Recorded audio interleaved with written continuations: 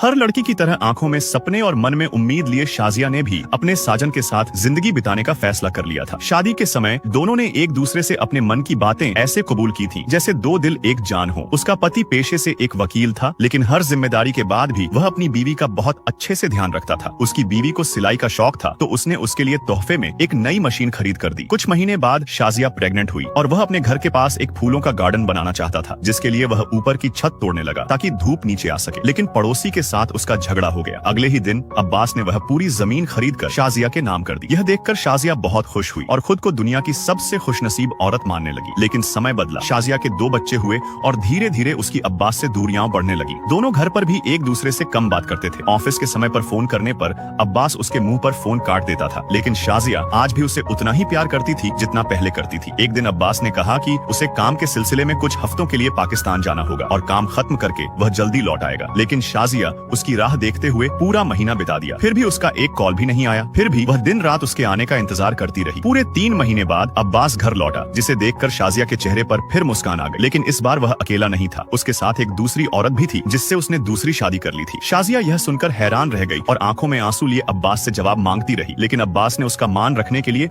उस लड़की की मजबूरी और उसके मरे हुए पति के बारे में बताया और वादा किया कि उसे घर के बाहर गेस्ट हाउस में ही रखेगा। इससे शाजिया ने अपने दर्द को भुलाकर अपने पति पर भरोसा कर लिया। पर थोड़े ही दिनों बाद दोनों एक साथ मार्केट गए कुछ सामान लेने, जहां शाजिया जानबूझकर उस औरत को वही चीज दिला रही थी जो उसके पति को पसंद नहीं थी। लेकिन उस औरत ने शाजिया का विरोध किया और कहा कि उसे उसके पति की पसंद भी नहीं पता, वह कैसी बीवी है। वह लड़की अब्बास की हर चीज, सुगंध तेल से लेकर औरतों के गुप्त कपड़ों तक सब कुछ जानती थी। शाजिया यह सुनकर हैरान रह गई कि आखिर वह लड़की उसके पति के बारे में इतना कुछ कैसे जानती थी। क्या वह दोनों उसकी शादी के समय से ही एक दूसरे के साथ थे? वो खामोश होकर अपनी मन में हजारों सवाल लेके घर लौट रही थी। उसे पता था कि असली सच्चाई उसके पति उससे छुपा कर रखा कर अपने पति के पास गई और उससे सच्चाई बताने को कहा। लेकिन अब्बास गुस्से में बोला कि जब उसे सब कुछ पता चल ही गया है तो वह फिर क्यों पूछ रही है। वह झगड़े की वजह से घर से बाहर चला गया। कुछ समय बाद शाजिया उसे ढूंढने बाहर आई तो उसे गेस्ट रूम के अंदर से हंसी मजाक की आवाजें सुनाई दी, जो उसके पति और उसकी दूसरी पत्नी की थी। यह सुनकर शाजिया फूट फूट कर रोने लगी, लेकिन फिर भी अब्बास को उस पर कोई रहम नहीं आया। वह सायरा के करीब आता गया और शाजिया को अपने से दूर कर दिया। शाजिया बस दूर बैठकर अपने टूटते हुए घर को देखती रही। कुछ महीनों बाद सायरा भी गर्भवती हो गई। शाजिया अपनी शादी की सालगिरह पर अब्बास को बिना बताए उसका मनपसंद खाना लेकर ऑफिस पहुंची, लेकिन उस दिन भी अब्बास ने